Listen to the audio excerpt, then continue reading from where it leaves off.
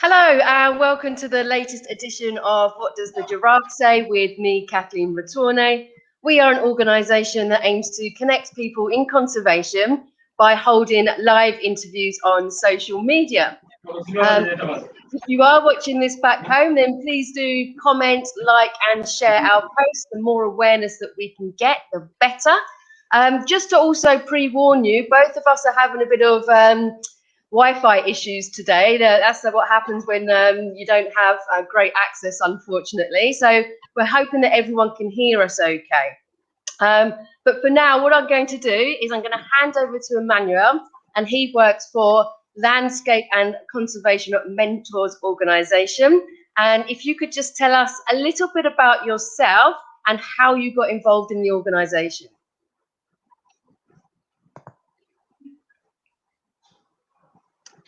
Hello everyone, my name is Emmanuel Stephens and I work for Landscape and Conservation Mentors Organization, an organization that is based in Western Tanzania.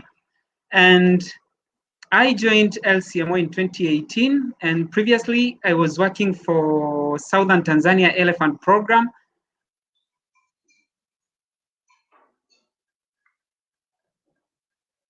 A project that is based in Southern Tanzania, working around the Ruaha-Rungwa ecosystem. And at LCMO, I lead a youth and the environment program, popularly known as VIMA, and I majorly work with youth, and both in school and outside school. Yeah. And how was it that you got involved in conservation? Is it something you've always been interested in?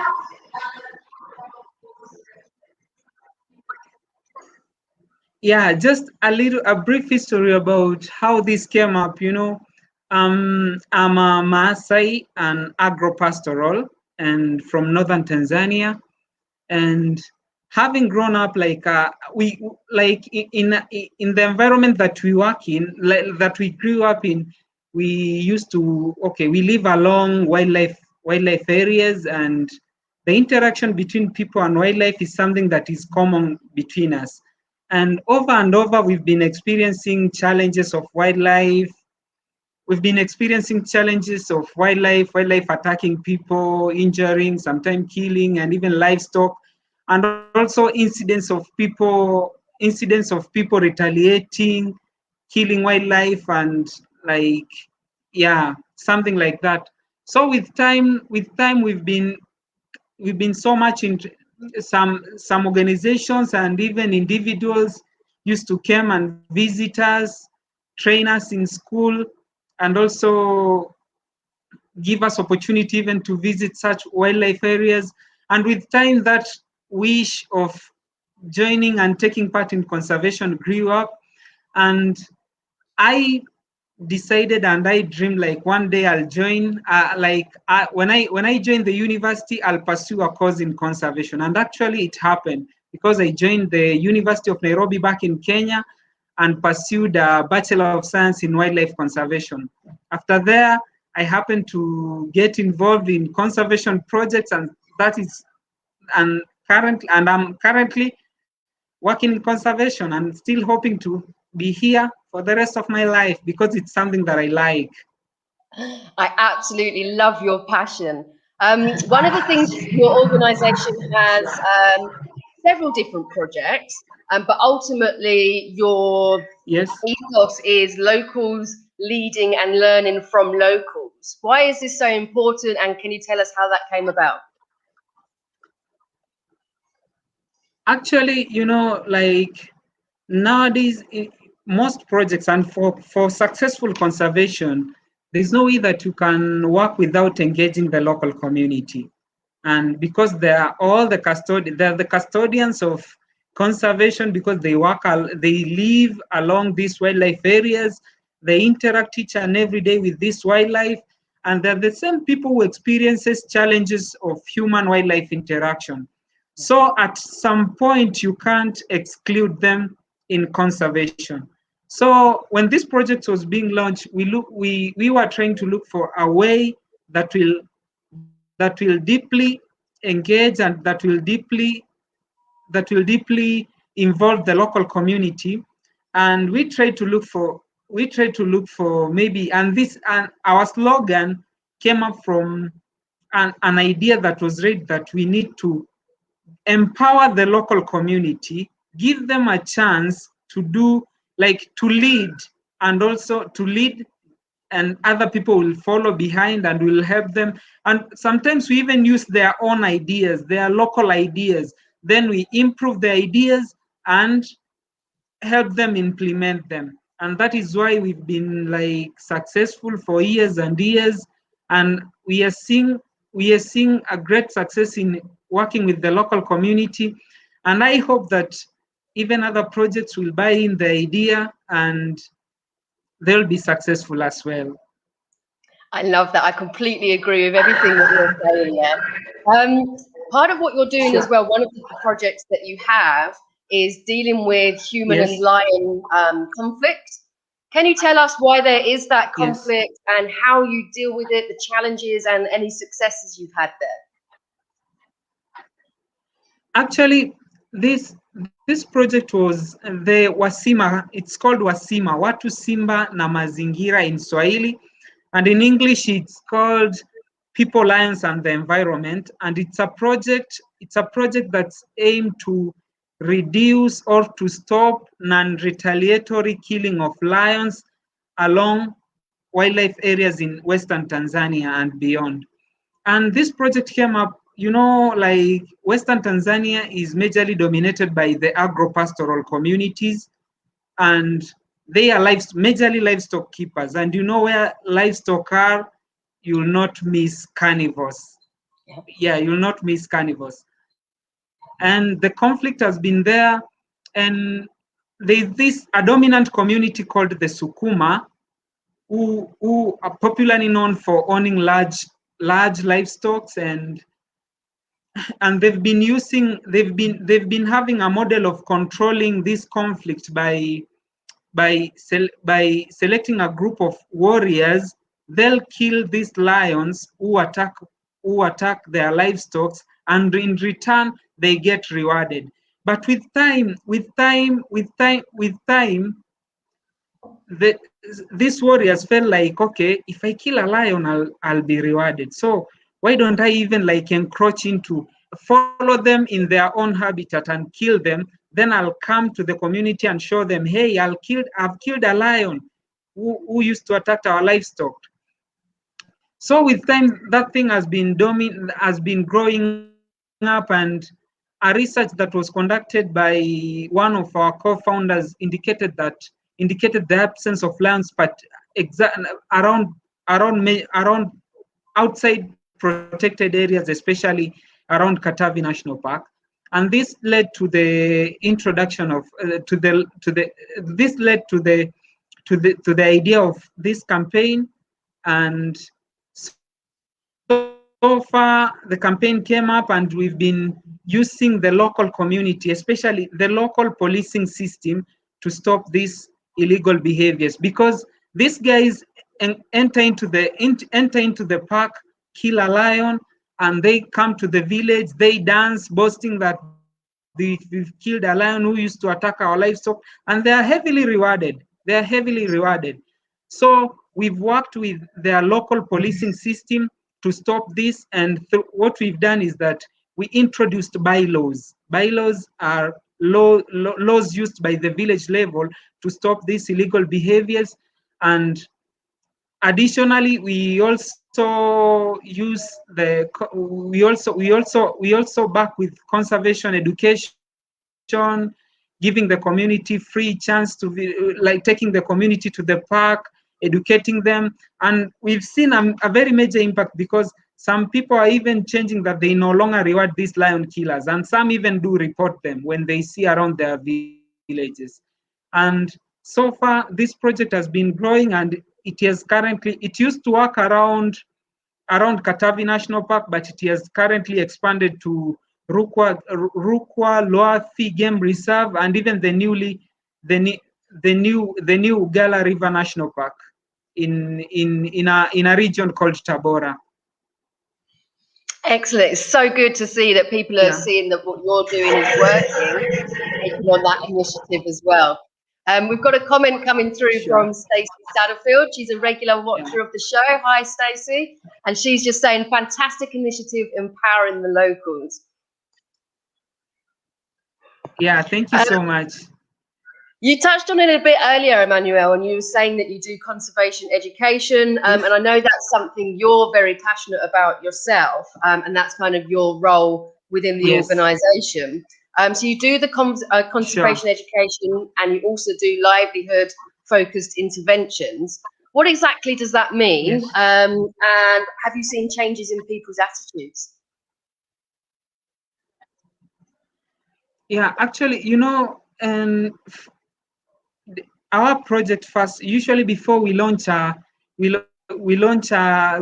program, we usually conduct a pre-feasibility study and to know exactly what the community need, and even through our meetings, workshop with the local communities, and even during the conservation education program, we usually give them a chance to talk. They usually bring up ideas. They usually bring up ideas about, like, okay, we are doing this, maybe we are cutting down trees, we are like poaching, hunting, illegal hunting is still going on because people don't have alternative sources of income, sources of livelihood. So we felt like, what can we do to help them improve their livelihood? And because LCMO is still a small grassroots organization that is growing, we decided to look for projects that are practical and can be implemented by anybody in the community. And as you can see, the project that we are currently dealing with is the beekeeping project that majorly involve these farmers who farm along the protected area.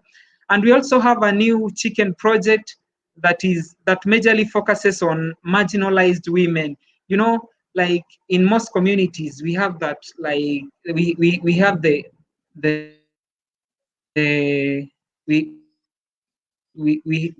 we have, sorry, the generator just went off, but everything is okay. Hello? Yeah, you're still there. Don't worry. You can still go on. Hi. Okay. And we also have as I said previously, we also have the chicken project that focuses on supporting the marginalized women. And that project is being led in a pay-forward format. A person, maybe a woman, is supported with 10 chicken.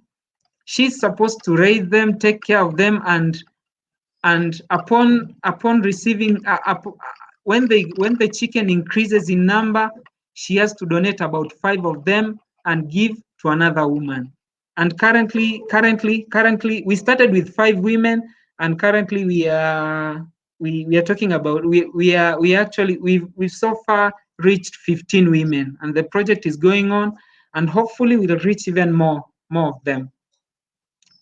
I absolutely love that initiative, and the fact that you are, and people are paying it forward, so they're feeling a bit of accountability, and also being able to help others with their fortune as well. So I really enjoy that.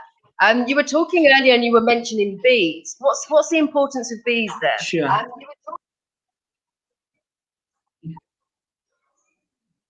And the reason why we selected bees, first of all, the area, the kind of ecosystem that surround us, it favors beekeeping. And also we have other initiatives like the greening campaign. And as we're encouraging people to protect trees, then we are helping them, to use those trees maybe to hang hives, and to hang their hives so that to get honey from it. And also we also have a vision of using that project, the beekeeping project, improving it and using it as a model to help reduce human-elephant conflict, because we also have a challenge with elephants, especially at this particular time when crops are in the farm. So we are still at the initial stage, but hopefully soon, as we are growing, we are hoping that we'll make it a major project that will be used by the farmers to protect their crops from elephants. Excellent. It's so interesting that there's so many different uses for the bees, and there's money from the honey. There's the fact that you're planting trees for the bees, Yeah. and also you're mitigating elephant conflict as well. It's such an interesting topic. We've got some lovely comments coming through, Emmanuel. We've got someone saying that they're actually watching it over from Uganda. So hiya, thank you so much for tuning in, and thank you very much for your kind comments. Hi. We've also got Nelson David coming on saying that you are doing a nice job on conserving our wild animals and considering the community around them. So I also wanted to go back about what you were talking about earlier about planting trees. So is there some issues with deforestation there? Is it because the land is getting overused for farming? What's the issue here? And then how do people help that? Pardon, can you repeat your question, please? Pardon. Of course. You were talking about trees earlier. Are there issues with lots of land getting trees getting destroyed for farming uses, for example? What's the problem with the lack of trees, and how do you help? Actually, first of all, the biggest driver of deforestation in the area is increasing need for land. And we have a challenge of the agropastoral communities are moving in large numbers into this area, and you all know they need more land more land for their livestock. Additionally, they need more land for farming and for even settlement. And at the end of the day, what they'll have to do is that they'll have to clear the land. They'll have to clear the land, get rid of trees, and we felt that, okay, there is also need to initiate a greening campaign to help these communities. In as much trees is being cut, and we are implementing conservation education, telling them like the importance of trees, but we also have an initiative to help them replace or grow more trees to replace those that are being cut. And this greening campaign focuses majorly, okay, we start with schools. We are currently supporting schools around our program area to grow trees. And also we are giving and training local farmers on agroforestry, so that in as much as they need more land for agriculture, we train them that they can set aside some trees in their farm and also grow their crops. So at the end of the day, they'll have crops and trees in their farm. And there are even some farmers who currently selected a section of their farm just for growing trees. And you find a farmer maybe came to because we have a small tree nursery. A farmer, we do donate. You find a farmer maybe requesting about 1,000 trees, and we give them. And we also ensure that we visit them on regular basis to ensure that, okay, he's taking care of the trees, and in case there is any challenge, we help him to develop a solution. So the project is doing well.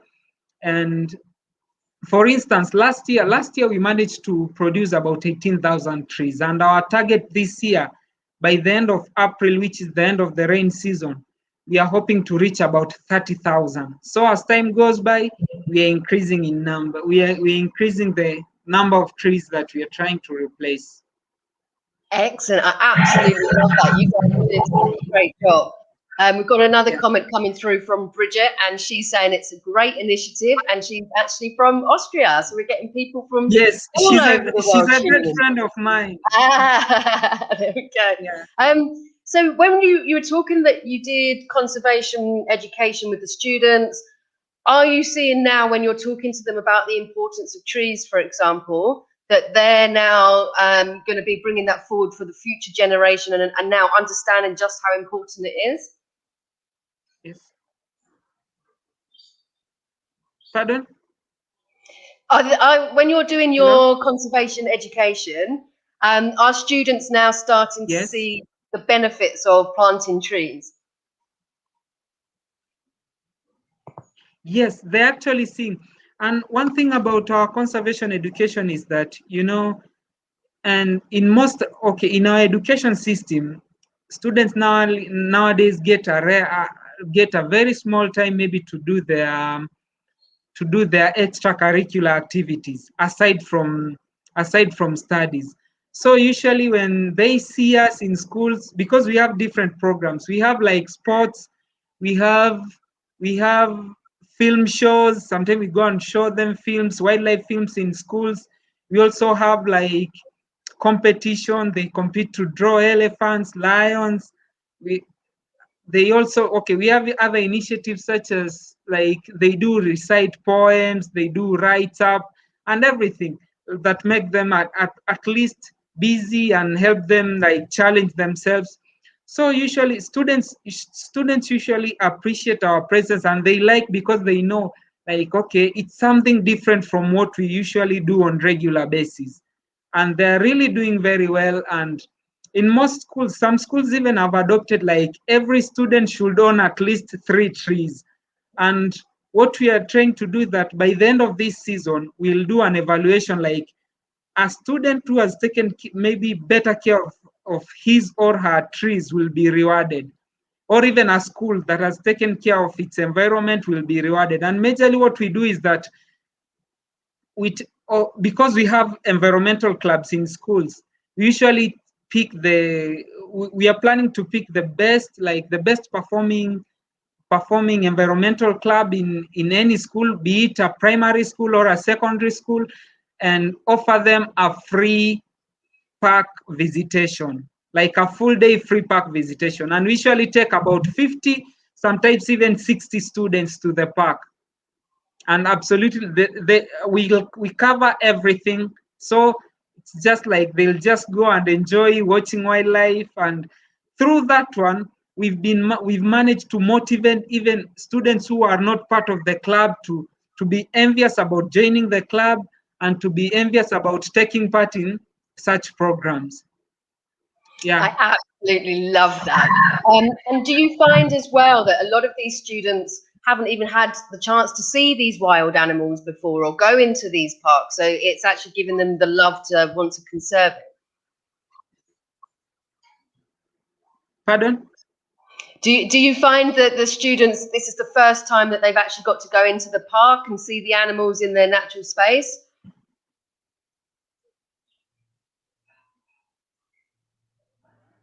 Yes, actually, that is usually it's their first time. No, and not even and the park visitation program is not even limited to students only.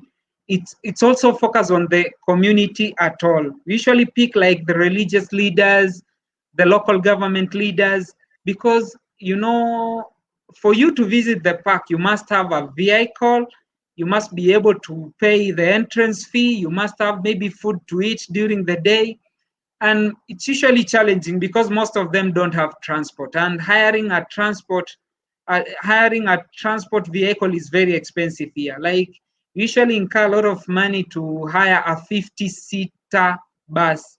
And so for them it's actually their first time, and they've been and this program actually it's one of the most it's one of the most loved program in amongst our projects. Like you find a student maybe visited a park last year and he or still want to visit over and over again. Yeah, I absolutely love that. So we're getting some comments through. Stacey saying Yeah. it's wonderful that the students get to visit the national park. And then your friend Bridget, she's asking, are the students, after they visited the park, more motivated to protect wildlife? Yes, actually they are more motivated because usually when they go to the park, they don't just visit and go and see wildlife, but also we create a platform for them to meet the National Park Authority. They usually discuss, share on ideas, like share their recommendations. and also they also get to learn on challenges facing the wildlife and generally their habitats. And beside that, even during our conservation education programs in school, you'll just find students who have visited the park. If you tell them about maybe how do you feel like maybe how do you what are your views regarding an elephant who usually like destroy your crops or what, like you will not find a student maybe saying that elephant should be killed or what. They just say like we need to look for maybe right way of dealing with them, maybe preventing them from reaching the farms or fencing. They'll just come up with new other ideas apart from retaliating.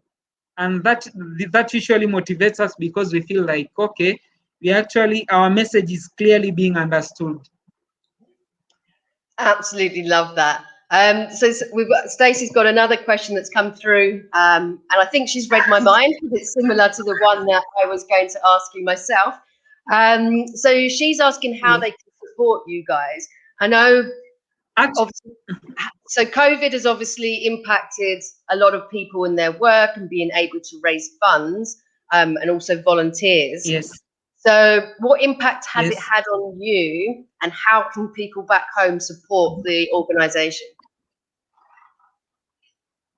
And actually LCMO, generally LCMO is still a small grassroots organization, and we've not been having maybe a bigger network to help us raise maybe enough funds to facilitate our programs even in times of crisis. And especially during the outbreak of COVID-19, we were hugely affected because most of our activities stopped. And for instance, around March last year, schools were closed, and we also had some potential opportunities to get the fund to expand our projects. But the donors said, actually, we were also affected, so you have to wait. And you find that we've already established plans for that project. So most activities became on standstill, and we are still trying our best to recover. And it even reached a point that we stopped like doing all activities. We were majorly doing the indoors activities under very high precaution. So we were hugely affected by the COVID-19, but we had no option. And yeah. So if people wanted to donate or maybe do sponsorship or something like that, is there a way for them to do that? Yes, actually on our website, there's an option on where you can support LCMO, and there's a donation link, and you can donate anything that you want, even in terms of anything that you feel like you can support LCMO. Yeah, there's a place in our website. Excellent. I've put the website on the screen, so anyone back home, you can see that on the screen. Go and check it out and see the incredible work they're doing. Okay, so I've only got one more question left, and then we'll start wrapping up. But if people back home, if you want to put a question to us, please do so, and I will put it to Emmanuel. You've already had some really great ones, so please do put it in the comments. If you are watching this and it's not live, then again, please feel free to put it in the comments section, and we'll be able to see it even when the live session has ended. So Emmanuel, I always like to kind of finish on a positive note, and I'd love to hear what your favorite success story is. Okay. Actually, and I can cite one. There's one that I wrote in our website, and it's usually something that I always like citing. And during the launch of the chicken project to support the marginalized women, there's this particular woman who has been like trying to do chicken farming over and over, but she's been affected by the chicken disease. And during the time that we visited her and supported her with chicken, she had a lot of doubts, like, hey, will I really manage it? Because I've been trying over and over, and I've been experiencing huge losses. And at some point I gave up. I don't feel like doing this anymore. But we tried to encourage her, and we exposed her through trainings and daily visits. And the moment we supported her with 10 chicken. Another outbreak happened, and a disease outbreak, the Newcastle disease, and she lost 7 chicken in less than 2 days. And she texted me like, Emmanuel, you know what? I've given up with this project. Can you just come and pick the remaining chicken? I don't feel like I can manage. I told her, like, we'll support you and do all the necessary to ensure that the remaining chickens will survive. And actually, we helped her, and with time the 3 chicken hatched, and they have like small chicks, and you can imagine she's currently the top performing among all the 15 women that we are working with. So that usually inspired me, and during every chicken training or any other training that we are conducting, we usually invite her to share her story, what she did, what she experienced, and other women get motivated. And another